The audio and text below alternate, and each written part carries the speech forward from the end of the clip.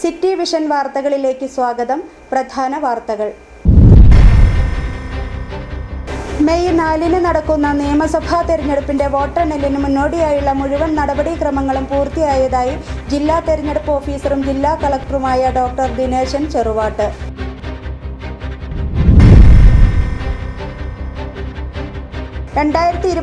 നിയമസഭാ തെരഞ്ഞെടുപ്പിന്റെ ജനവിധി വരാൻ മണിക്കൂറുകൾ മാത്രം ശേഷിക്കെ ദേവികുളം മണ്ഡലത്തിലും മുന്നണികളുടെ നെഞ്ചിടിപ്പേറുകയാണ്.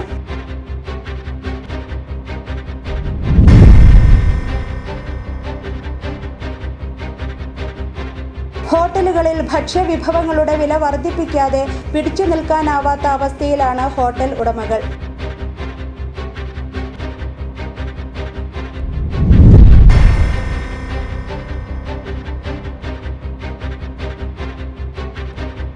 വേനൽ മഴയുടെ ആശ്വാസത്തിലാണ് ഉടുമ്പൻചോലയിലെ ഏലം കർഷകർ.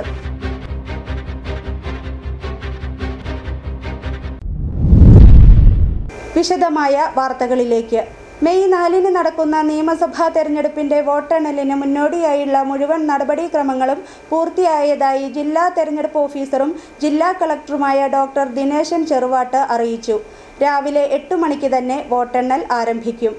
3 സ്ഥലങ്ങളിലായി 3 കേന്ദ്രങ്ങളിലാണ് വോട്ടെണ്ണൽ ക്രമീകരിക്കുന്നത്. തൊടുപുഴ, ഇടുക്കി, ഉടുമ്പൻചോല നിയമസഭാ മണ്ഡലങ്ങളുടെ വോട്ടെണ്ണൽ കേന്ദ്രം പൈനാവ് ഏകലവ്യ മോഡൽ റെസിഡൻഷ്യൽ സ്കൂളാണ്.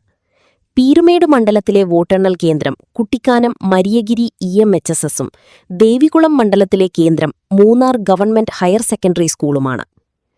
5 ROമാരും 39 അഡീഷണൽ ROമാരും 116 സൂക്ഷ്മ നിരീക്ഷകരും മൈക്രോ ഒബ്സർവറും 116 കൗണ്ടിംഗ് സൂപ്പർവൈസർമാരും 140 കൗണ്ടിംഗ് അസിസ്റ്റന്റുമാരും ഉൾപ്പെടെ ആകെ 411 ഉദ്യോഗസ്ഥരാണ് വോട്ടെണ്ണൽ പ്രക്രിയയുടെ ഭാഗമാവുക. ഒരു റൗണ്ടിൽ പരമാവധി 14 ബൂത്തുകളിലെ വോട്ടിംഗ് മെഷീനുകളാണ് എണ്ണുന്നത്. ആദ്യം എണ്ണുന്നത് എല്ലാവർക്കും അറിയാം പോസ്റ്റൽ ബാലറ്റുകളാണ്. അതേ തുടർന്ന് നമ്മുടെ EVM, തുടർന്നല്ല പാരലായിട്ട് തന്നെ നമ്മുടെ ഇലക്ട്രോണിക് വോട്ടിംഗ് മെഷീന്റെ കൗണ്ടിംഗ് ആരംഭിക്കും. ഒരു വോട്ടെണ്ണൽ കേന്ദ്രത്തിൽ EVMലെ വോട്ടെണ്ണുന്നതിന് പരമാവധി 14 കൗണ്ടിംഗ് ടേബിളുകളാണ് ക്രമീകരിച്ചിട്ടുള്ളത്. പോസ്റ്റൽ ബാലറ്റുകൾക്കാണെങ്കിൽ 500 പോസ്റ്റൽ ബാലറ്റുകൾ എണ്ണുന്നതിന് ഒരു ടേബിൾ എന്ന രീതിയിൽ പ്രത്യേകം ടേബിൾ അറേഞ്ച് ചെയ്തിട്ടുണ്ട്. ഓരോന്നിനും ഓരോ ARO അസിസ്റ്റന്റ് റിട്ടേണിംഗ് ഓഫീസറെ ക്രമീകരിച്ചിട്ടുണ്ട്. ഇനി വോട്ടെണ്ണൽ ആരംഭിക്കുന്നതിന് മുന്നേ പോളിംഗ് സാമഗ്രികൾ സൂക്ഷിച്ചിട്ടുള്ള സ്ട്രോങ് റൂമുകൾ സ്ഥാനാർത്ഥികളുടെയോ അവരുടെ അംഗീകൃത പ്രതിനിധികൾ ഏജന്റുമാരുടെ സാന്നിധ്യത്തിൽ മുഖ്യ തെരഞ്ഞെടുപ്പ് കമ്മീഷൻ ഒബ്സർവേഴ്സിന്റെയും സാന്നിധ്യത്തിലൊക്കെ വീഡിയോ റെക്കോർഡിംഗ് നടത്തിയിട്ടാണ് തുറക്കുക. ആദ്യം എണ്ണിത്തുടങ്ങുന്നത് പോസ്റ്റൽ ബാലറ്റുകളാണ്. ഒരു വോട്ടെണ്ണൽ കേന്ദ്രത്തിൽ വോട്ടിംഗ് മെഷീനുകളിലെ വോട്ടെണ്ണുന്നതിന് പരമാവധി 14 കൗണ്ടിംഗ് മേശകൾ ക്രമീകരിക്കും. പോസ്റ്റൽ ബാലറ്റുകൾക്ക് 500 എണ്ണത്തിന് ഒന്നെന്ന ക്രമത്തിൽ പ്രത്യേകം കൗണ്ടിംഗ് ടേബിളുകളും ഓരോന്നിനും ഓരോ ARO എന്ന നിലയിലും ക്രമീകരിക്കും. പോളിംഗ് സാമഗ്രികൾ സൂക്ഷിച്ച സ്ട്രോങ് റൂമുകൾ സ്ഥാനാർത്ഥികളുടെയോ അവരുടെ അംഗീകൃത പ്രതിനിധികളുടെയോ സാന്നിധ്യത്തിൽ തിരഞ്ഞെടുപ്പ് കമ്മീഷൻ ഒബ്സർവറും ബന്ധപ്പെട്ട ഉദ്യോഗസ്ഥരും സാക്ഷിയാക്കി വീഡിയോ റെക്കോർഡിംഗ് നടത്തിയാണ് തുറക്കുക. വോട്ടെണ്ണുമ്പോൾ കൺട്രോൾ യൂണിറ്റിനൊപ്പം ഫോം 17C കൂടി മേശപ്പുറത്തു വയ്ക്കും. വോട്ടിംഗ് യന്ത്രങ്ങളിലെയും ബൂത്തിൽ പോൾ ചെയ്ത വോട്ടുകളുടെയും എണ്ണത്തിൽ വ്യത്യാസമുണ്ടെന്ന് കണ്ടാൽ VVPAT സ്ലിപ്പുകൾ എണ്ണും. VVPAT സ്ലിപ്പുകളിൽ സ്ഥാനാർത്ഥിയുടെ ക്രമനമ്പരും പേരും ചിഹ്നവും ഉൾപ്പെടും. EVMലെ വോട്ടുകളുടെ എണ്ണം പരിശോധിച്ച ശേഷം 17C പാർട്ട് 1ലെ വിവരങ്ങളുമായി ഒത്തുനോക്കും. ഒരു ബൂത്തിൽ EVMൽ ചെയ്ത വോട്ടുകളുടെ എണ്ണം രേഖപ്പെടുത്തുന്നതാണ് 17C പാർട്ട് 1. കൃത്യത ഉറപ്പുവരുത്തുന്നതിന്റെ ഭാഗമായി ഓരോ റൗണ്ടിലെയും 2 വോട്ടിംഗ് യന്ത്രങ്ങൾ ഒബ്സർവർ എണ്ണും. ഓരോ മണ്ഡലങ്ങളിലെയും 5 ബൂത്തുകളിലെ വീതം VVPATും നിർബന്ധമായും എണ്ണും. News desk, city vision. 2026 നിയമസഭാ തെരഞ്ഞെടുപ്പിന്റെ ജനവിധി വരാൻ മണിക്കൂറുകൾ മാത്രം ശേഷിക്കെ ദേവികുളം മണ്ഡലത്തിലും മുന്നണികളുടെ നെഞ്ചിടിപ്പേറുകയാണ്. ഇത്തവണ ത്രികോണ മത്സരത്തിന് കളമൊരുങ്ങിയ സംസ്ഥാനത്തെ മണ്ഡലങ്ങളിൽ ഒന്നാണ് ദേവികുളം. തെരഞ്ഞെടുപ്പ് ഫലത്തിന് മുമ്പേയുള്ള അവസാന മണിക്കൂറുകളിലും മുന്നണികൾ 3 വിജയപ്രതീക്ഷയിലാണ്. ഇത്തവണത്തെ നിയമസഭാ തെരഞ്ഞെടുപ്പ് ഫലം പുറത്തുവരുമ്പോൾ രാഷ്ട്രീയ കേരളം ഉറ്റുനോക്കുന്ന മണ്ഡലങ്ങളിൽ ഒന്നായിരിക്കും ദേവികുളം. ത്രികോണ മത്സരം നടന്നതായുള്ള രാഷ്ട്രീയ കേന്ദ്രങ്ങളുടെ വിലയിരുത്തലാണ് അതിന് കാരണം. നിലവിൽ LDFന്റെ സിറ്റിംഗ് സീറ്റാണ് Devikulam. Sitting MLA advocate A രാജ തന്നെയാണ് നിലവിൽ LDFനായി മത്സരിച്ചത്. UDFനായി F രാജയും LDFുമായി കലഹിച്ചുമാറിയ S രാജേന്ദ്രൻ NDAയ്ക്കായും മത്സരത്തിനിറങ്ങി. കഴിഞ്ഞ 20 വർഷമായി LDFന്റെ കൈവശമാണ് ദേവികുളം. മണ്ഡലം നിലനിർത്താമെന്ന് LDF കണക്കുകൂട്ടുമ്പോൾ മണ്ഡലം തിരികെ പിടിക്കാമെന്ന് UDFും കന്നി വിജയം കരസ്ഥമാക്കാമെന്ന് NDAയും കണക്കുകൂട്ടുന്നു. വിജയത്തിൽ കുറഞ്ഞതൊന്നും മുന്നണികൾ മൂന്നും മണ്ഡലത്തിൽ പ്രതീക്ഷിക്കുന്നില്ല. LDFനും UDFനും NDAയ്ക്കും ദേവികുളം മണ്ഡലത്തിൽ വിജയം അനിവാര്യമാണ്. തോട്ടം, കാർഷിക, ആദിവാസി മേഖലകൾ ചേരുന്ന മണ്ഡലത്തിൽ ആവേശം കൊടുമുടി കയറിയ പ്രചാരണമായിരുന്നു മുന്നണികൾ നടത്തിയത്. മണ്ഡല രൂപീകരണ ശേഷം ദേവികുളം മാറി മാറി കൈവശം വച്ച ചരിത്രവും LDFനും UDFനുമുണ്ട്. അഭിമാന പോരാട്ടത്തിൽ അന്തിമ വിജയം ആർക്കൊപ്പമെന്നറിയാൻ ഇനി മണിക്കൂറുകൾ മാത്രം ബാക്കി. City vision, Adimali. ദേവികുളം നിയോജക മണ്ഡലത്തിൽ വോട്ടെണ്ണലിനുള്ള ഒരുക്കങ്ങൾ പൂർത്തിയായി. മൂന്നാർ സർക്കാർ വൊക്കേഷണൽ ഹയർ സെക്കൻഡറി സ്കൂളിലാണ് മണ്ഡലത്തിലെ വോട്ടെണ്ണൽ നടക്കുന്നത്. 77.87% ദേവികുളം മണ്ഡലത്തിൽ ഇത്തവണത്തെ പോളിംഗ്. ജില്ലയിലെ മറ്റു മണ്ഡലങ്ങളിലെന്ന പോലെ ദേവികുളത്തും വോട്ടെണ്ണലിനുള്ള ഒരുക്കങ്ങൾ പൂർത്തിയായി. പഴയ മൂന്നാറിലെ സർക്കാർ വൊക്കേഷണൽ ഹയർ സെക്കൻഡറി സ്കൂളിലാണ് വോട്ടെണ്ണൽ നടക്കുന്നത്. രാവിലെ 8 മുതൽ വോട്ടെണ്ണൽ ആരംഭിക്കും. ആദ്യം പോസ്റ്റൽ വോട്ടുകളാകും എണ്ണുക. 215 പോളിംഗ് കേന്ദ്രങ്ങളായിരുന്നു മണ്ഡലത്തിൽ വോട്ടെടുപ്പ് ഘട്ടത്തിൽ ക്രമീകരിച്ചിരുന്നത്. സംസ്ഥാനത്തെ ഏക ഗോത്ര പഞ്ചായത്തായ ഇടമലക്കുടിയടക്കം ദേവികുളം മണ്ഡലത്തിലാണ്. 12 പഞ്ചായത്തുകളും 2 ബ്ലോക്ക് പഞ്ചായത്തുകളും 4 ജില്ലാ പഞ്ചായത്ത് ഡിവിഷനുകളും മണ്ഡലത്തിന്റെ ഭാഗമാണ്. 77.87% ദേവികുളം മണ്ഡലത്തിൽ ഇത്തവണത്തെ പോളിംഗ്. 1,10,10,000-ലധികം ആളുകൾ ഇത്തവണ മണ്ഡലത്തിൽ വോട്ട് ചെയ്തു. സമഗ്ര വോട്ടർ പട്ടിക പരിഷ്കരണ ശേഷം 1,00,000-ലധികം വോട്ടർമാരുടെ കുറവ് മണ്ഡലത്തിലുണ്ടായി. നിലവിൽ LDFന്റെ സിറ്റിംഗ് സീറ്റാണ് ദേവികുളം. 7,000-ലധികം വോട്ടുകളുടെ ഭൂരിപക്ഷത്തിനായിരുന്നു മണ്ഡലത്തിൽ കഴിഞ്ഞ തവണ LDF വിജയിച്ചത്. ഇത്തവണ 3 മുന്നണികളും മണ്ഡലത്തിൽ വിജയപ്രതീക്ഷയിലാണ്. City vision, Munnar. ഹോട്ടലുകളിൽ ഭക്ഷ്യവിഭവങ്ങളുടെ വില വർദ്ധിപ്പിക്കാതെ പിടിച്ചു നിൽക്കാനാവാത്ത അവസ്ഥയിലാണ് ഹോട്ടൽ ഉടമകൾ. നിലവിൽ പാചകവാതക ക്ഷാമം നേരിട്ട സമയങ്ങളിൽ അടഞ്ഞ ഹോട്ടലുകളിൽ പലതും ഇനിയും തുറന്നിട്ടില്ല. നഷ്ടം സഹിച്ചാണ് മിക്ക ഹോട്ടലുകളും ജില്ലയിൽ പ്രവർത്തിക്കുന്നത്. ഗവൺമെന്റുകളുടെ ഭാഗത്തുനിന്നും അടിയന്തര ഇടപെടൽ ഉണ്ടായില്ലെങ്കിൽ 10,000-കണക്കിന് തൊഴിലാളികളുടെ ജീവിതം ഇരുട്ടിലാകുമെന്നാണ് മേഖലയുമായി ബന്ധപ്പെട്ട് നിൽക്കുന്നവർ പറയുന്നത്. കഴിഞ്ഞ ദിവസമാണ് വാണിജ്യ സിലിണ്ടറുകൾക്ക് 1000 രൂപയോളം വിലവർദ്ധനവ് പ്രഖ്യാപിച്ചത്. പാചകവാതകം ആവശ്യത്തിന് ലഭിക്കാതിരിക്കുന്ന സാഹചര്യത്തിലാണ് വീണ്ടും വിലവർദ്ധനവുണ്ടായിട്ടുള്ളത്. ഇതിനാൽ തന്നെ ചെറുകിട ഹോട്ടലുകൾ ഉൾപ്പെടെയുള്ള 100 കണക്കിന് സംരംഭങ്ങൾക്ക് ജില്ലയിൽ പിടിച്ചുനിൽക്കാനാവാത്ത അവസ്ഥയാണ്. ഭക്ഷണസാധനങ്ങൾക്ക് വില വർദ്ധിപ്പിക്കാതെ നിലനിൽക്കാനാവാത്ത സാഹചര്യമാണെന്ന് ഹോട്ടൽ ആൻഡ് റെസ്റ്റോറന്റ് അസോസിയേഷൻ ഭാരവാഹി സുബൈർ ന്യൂസിലൻഡ് പറഞ്ഞു. അപ്പോൾ ഇലക്ഷൻ കഴിഞ്ഞപ്പോഴത്തേക്കും മനുഷ്യന്റെ തലയിൽ തീ കോരിയിരുന്നമായുള്ള ഒരു സംഭവമായിപ്പോയത്. നമുക്ക് ഈ പ്രസ്ഥാനം മുന്നോട്ട് കൊണ്ടുപോകണമെങ്കിൽ ഈ രീതിയിൽ പോയി കഴിഞ്ഞാൽ വലിയ ബുദ്ധിമുട്ടാണ്. അപ്പോൾ സാധാരണ ഹോട്ടലുകാർ ഈ ഒരു കൂടുതൽ വില വർദ്ധിപ്പിച്ചാലോ അല്ലെങ്കിൽ മറ്റെന്തെങ്കിലും അതിനകത്തൊരു വ്യത്യാസം വരുത്തിയാലോ ആൾക്കാർ ഭയങ്കരമായി പ്രതികരിക്കുകയും നമ്മൾ ഒരു മോശമായി പെരുമാറുകയും ചെയ്യും. പക്ഷേ വൻകിട ഹോട്ടലുകാർക്കാണ് അത്രയും വിഷയമില്ലത്. നമ്മളെ സംബന്ധിച്ച് വലിയൊരു ബുദ്ധിമുട്ടാണ് ഈ ഗ്യാസ് വില വർദ്ധനവ് സംബന്ധിച്ച് ഉണ്ടായിരിക്കുന്നത്. മിക്ക ഹോട്ടലുകളിലും സ്ഥിരമായി ഉണ്ടായിരുന്ന പല വിഭവങ്ങളുടെയും മെനു വെട്ടിക്കുറച്ച നിലയിലാണ്. ഇത്തരത്തിലാണെങ്കിൽ എത്ര ദിവസം പിടിച്ചുനിൽക്കുമെന്നാണ് മേഖലയുമായി ബന്ധപ്പെട്ടവർ ചോദിക്കുന്നത്. City vision, Nedumkandam. വാണിജ്യ പാചകവാതക സിലിണ്ടറിന്റെ വിലയിലുണ്ടായ വലിയ വർധനവ് ബേക്കറി മേഖലയെ തകർക്കുമെന്ന് ബേക്കേഴ്സ് അസോസിയേഷൻ ഇടുക്കി ജില്ലാ committee.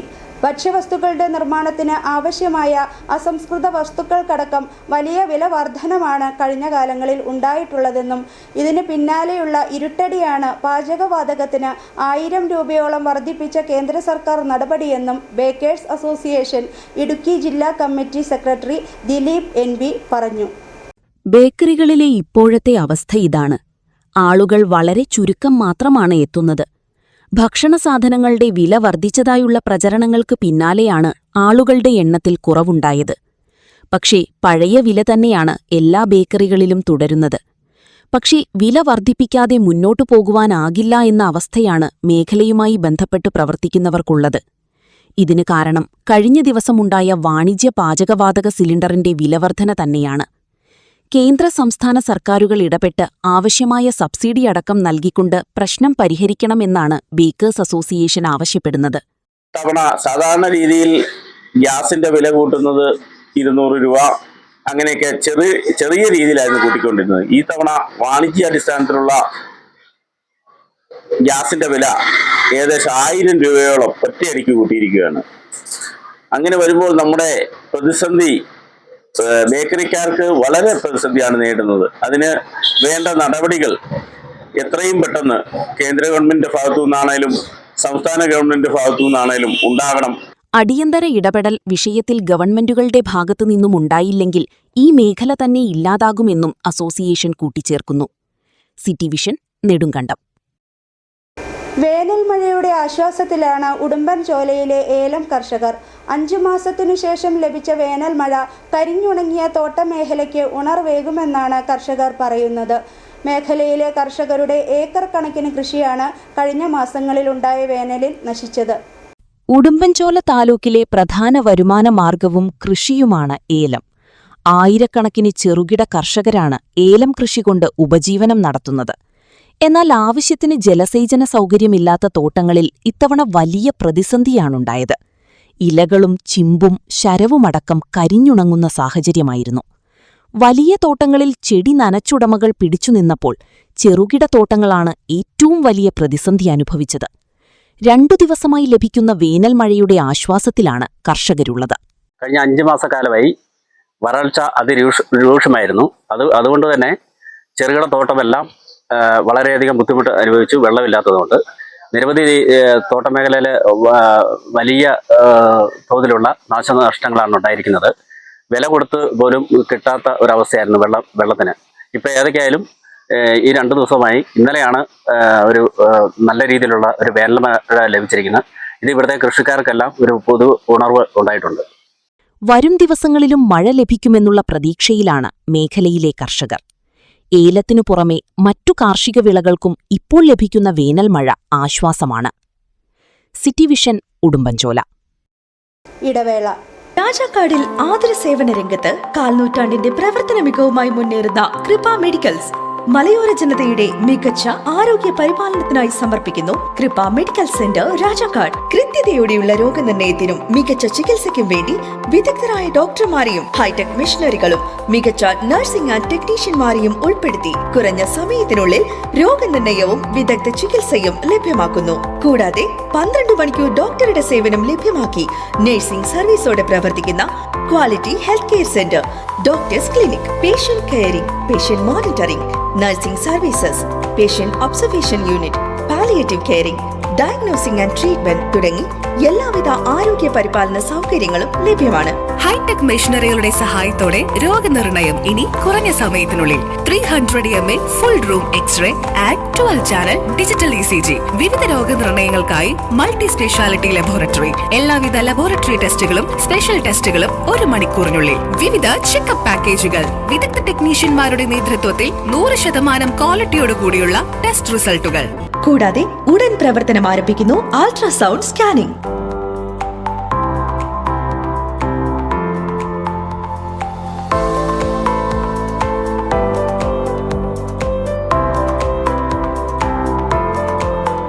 രാജാക്കാട്ടിലെ number 1 health provider Kripa medical centre. Direct care, diagnosis and treatment, doctors clinic, doctors clinical and diagnostic laboratory and patient friendly pharmacy. Kripa medicals, SNDP shopping complex, central junction and market road, Rajakkad. The number 1 health provider, Kripa medical centre. We create better health. സ്ത്രീ സൃഷ്ടികളിൽ ഏറ്റവും പരിശുദ്ധയായ ഒന്ന്. ആ പരിശുദ്ധിക്ക് നിറം കൂട്ടുന്ന ഒന്നാണ് അവരുടെ ആത്മവിശ്വാസം. അതിനാൽ ഞങ്ങൾ മനസ്സിലാക്കുന്നു, നിങ്ങൾ അർഹിക്കുന്നു KG's ജ്വല്ലറിയുടെ അതുല്യമായ ആഭരണങ്ങൾ. KG's ജ്വല്ലറി, കോട്ടയം കട, സിൻസ് 1950. പരിശുദ്ധ സ്വർണം വിശ്വസ്ത കരങ്ങളിലൂടെ. ആ ഷോപ്സ് കട്ടപ്പന, ചെറുതോണി, അടിമാലി, നെടുങ്കണ്ടം, രാജാക്കാട്.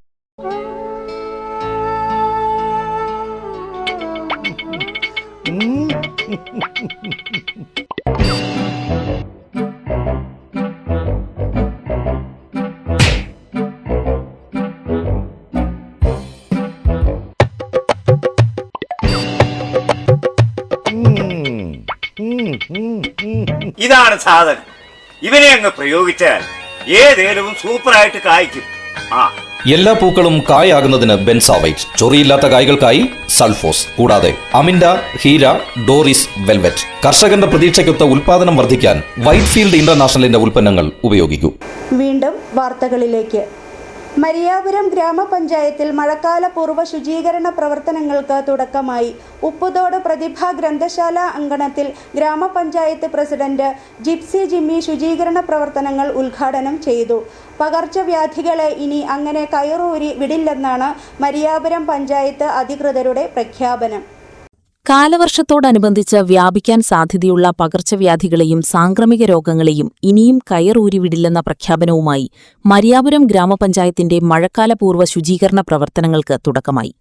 ഉപ്പുതോട് പ്രതിഭാ ഗ്രന്ഥശാല അങ്കണത്തിൽ നടന്ന ശുചീകരണ പ്രവർത്തനങ്ങൾ മരിയാപുരം ഗ്രാമപഞ്ചായത്ത് പ്രസിഡന്റ് ജിപ്സി ജിമ്മി ഉദ്ഘാടനം ചെയ്തു. നമ്മൾ ശുചീകരണ പ്രവർത്തനങ്ങൾ ഏറെക്കുറെ അവസാനിക്കാറായ ഒരു ഇതിലേക്കാണ് വന്നിരിക്കുന്നത്. എല്ലാ വാർഡുകളിലും നമ്മുടെ FHCയുടെ നേതൃത്വത്തിൽ ആരോഗ്യവകുപ്പിൻ്റെ ആളുകളെയൊക്കെ സംഘടിപ്പിച്ചുകൊണ്ട് കുടുംബശ്രീയുടെ സഹകരണത്തോടെ നമ്മൾ ശുചീകരണ പ്രവർത്തനങ്ങൾ അത്യാവശ്യം നല്ല രീതിയിൽ തന്നെ ചെയ്യുന്നുണ്ട്. എനിക്ക് പറയാനുള്ളത്, ശുചീകരണം എന്ന് പറയുന്നത് നമ്മൾ വ്യക്തി എത്രത്തോളം വൃത്തിയായിരിക്കുന്നുവോ അതുപോലെ നമ്മുടെ പരിസരവും വൃത്തിയായി സൂക്ഷിക്കേണ്ട ഉത്തരവാദിത്തം നമുക്കുണ്ട്. പകർച്ചവ്യാധികൾ വ്യാപിപ്പിക്കുന്ന കൊതുക് ഉൾപ്പെടെയുള്ള കീടങ്ങൾ വളരാനുള്ള സാധ്യതകൾ പൂർണ്ണമായി ഒഴിവാക്കുക, മാലിന്യങ്ങൾ പൂർണ്ണമായി നിർമ്മാർജ്ജനം ചെയ്യുക, കുടിവെള്ളം ഉൾപ്പെടെയുള്ള ജലസ്രോതസ്സുകൾ ശുദ്ധീകരിക്കുക, മലിനജലം കെട്ടിനിൽക്കുവാനുള്ള സാധ്യത ഒഴിവാക്കുന്നതുൾപ്പെടെ പൊതുജനങ്ങൾക്കാവശ്യമായ മാർഗനിർദ്ദേശം നൽകുക എന്നിവയാണ് മഴക്കാലപൂർവ്വ ശുചീകരണ പ്രവർത്തനങ്ങളുടെ ഭാഗമായി മരിയാപുരം ഗ്രാമപഞ്ചായത്തിൽ ആരംഭിച്ചിട്ടുള്ളത് എന്നും മഴക്കാലത്ത് ജനങ്ങളുടെ ആരോഗ്യ സുരക്ഷ ഉറപ്പുവരുത്തുന്നതിനായി ആരോഗ്യവകുപ്പുമായി ചേർന്ന് ശ്രദ്ധേയമായ പ്രവർത്തനങ്ങൾ നടത്തുമെന്നും ശുചീകരണ പ്രവർത്തനങ്ങളുടെ ഉദ്ഘാടനം നിർവഹിച്ച് മരിയാപുരം ഗ്രാമപഞ്ചായത്ത് പ്രസിഡന്റ് ജിപ്സി ജിമ്മി പറഞ്ഞു. ഉപ്പുതോട് പ്രതിഭാ ഗ്രന്ഥശാല, മഹാത്മാ സ്വയം സഹായ സംഘം, ഹരിതകർമ്മസേന അംഗൻവാടി, ആശാപ്രവർത്തകർ, മർച്ചന്റ് അസോസിയേഷൻ പ്രവർത്തകർ ഉൾപ്പെടെയുള്ളവരെ ഒരുമിച്ച് ചേർത്താണ് മഴക്കാലപൂർവ്വ ശുചീകരണ പ്രവർത്തനങ്ങൾ നടത്തുന്നത്. പഞ്ചായത്ത് വൈസ് പ്രസിഡന്റ് സണ്ണി ജോൺ അധ്യക്ഷത വഹിച്ചു. മരിയാപുരം JPHN ഡെയ്സി തുടർ പ്രവർത്തനങ്ങൾ വിശദീകരിച്ചു.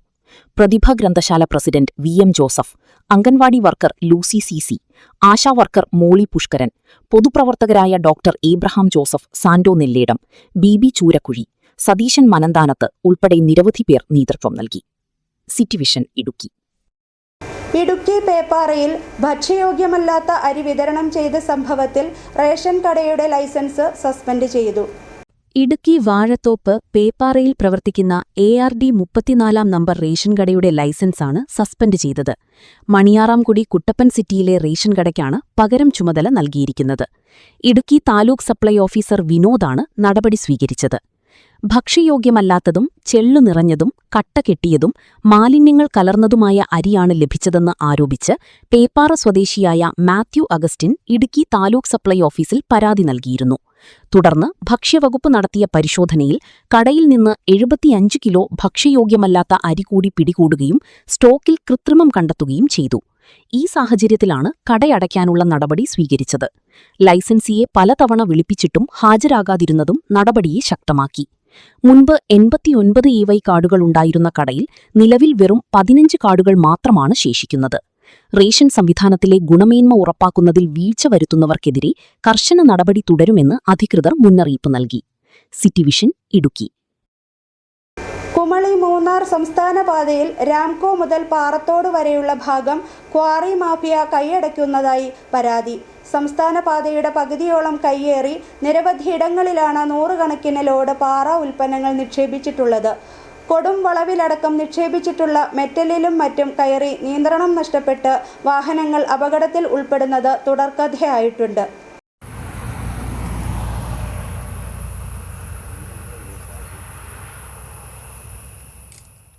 ഇതാണ് മേഖലയിലെ കാഴ്ച.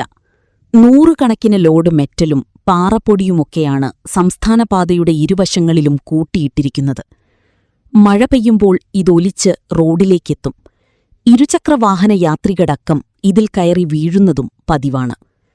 കഴിഞ്ഞ 2 ദിവസത്തിനിടെ 4 അപകടങ്ങളാണ് ഇവിടെ നടന്നത്. അധികൃതരുടെ ഒത്താശയോടുകൂടിയാണ് ക്വാറി മാഫിയ ഇത്തരത്തിലുള്ള ജനദ്രോഹകരമായ നടപടികൾ സ്വീകരിക്കുന്നതെന്ന് നാട്ടുകാർ ആരോപിച്ചു. ഇത്രയും പോകുന്ന വളവുകളിൽ വ്യാപകമായി നമ്മൾ കാണുന്ന ഇത് ഏറ്റവും വലിയ വളവാണ്. ഈ വളവിന്റെ അപ്പുറത്ത് വരുന്ന വാഹനങ്ങൾ നമുക്ക് കാണാൻ പറ്റാത്ത സാഹചര്യമാണുള്ളത്.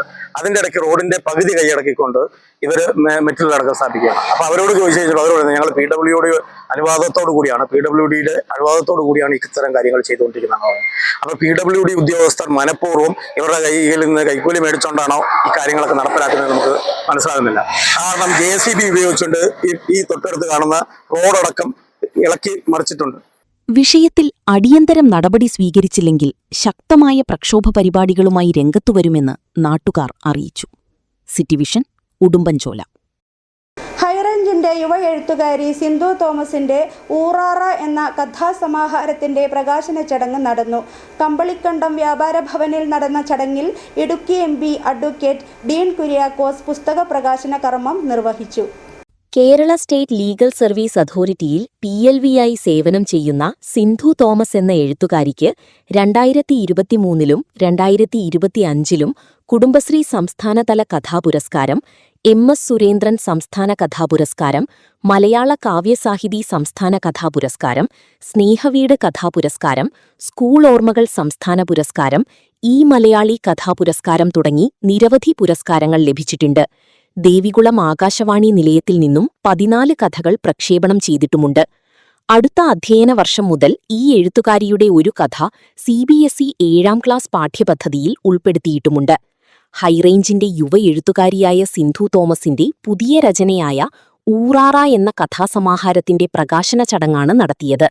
കമ്പിളികണ്ടം വ്യാപാര ഭവനിൽ നടന്ന ചടങ്ങിൽ ഇടുക്കി MP അഡ്വക്കേറ്റ് ഡീൻ കുര്യാക്കോസ് പുസ്തക പ്രകാശന കർമ്മം നിർവഹിച്ചു.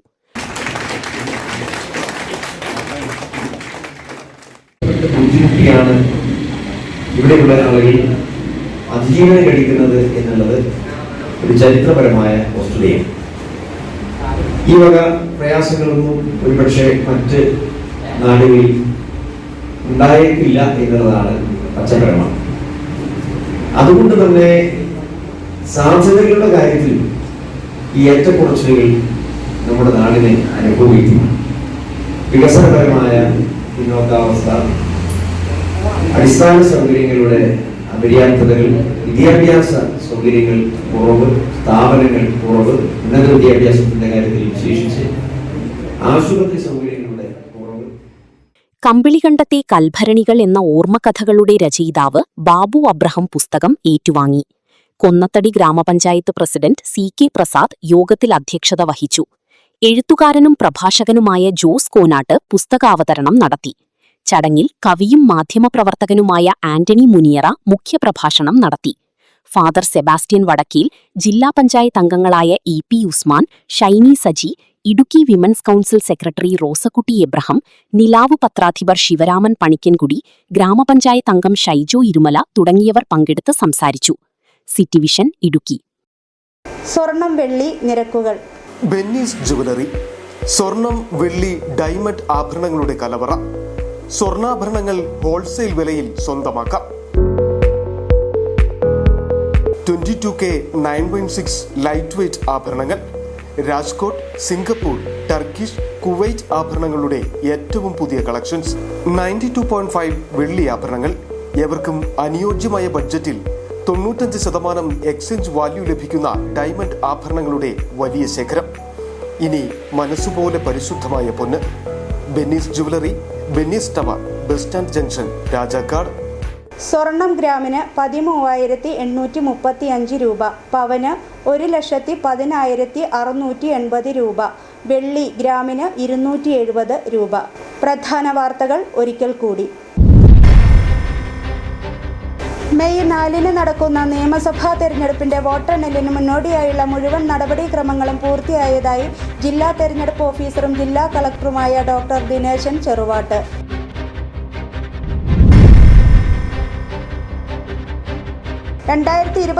നിയമസഭാ തെരഞ്ഞെടുപ്പിന്റെ ജനവിധി വരാൻ മണിക്കൂറുകൾ മാത്രം ശേഷിക്കെ ദേവികുളം മണ്ഡലത്തിലും മുന്നണികളുടെ നെഞ്ചിടിപ്പേറുകയാണ്.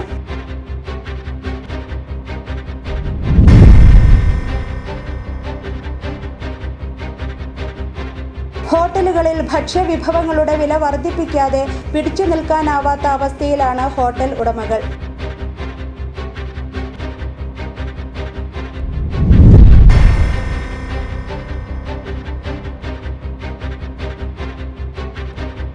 വേനൽ മഴയുടെ ആശ്വാസത്തിലാണ് ഉടുമ്പൻചോലയിലെ ഏലം കർഷകർ.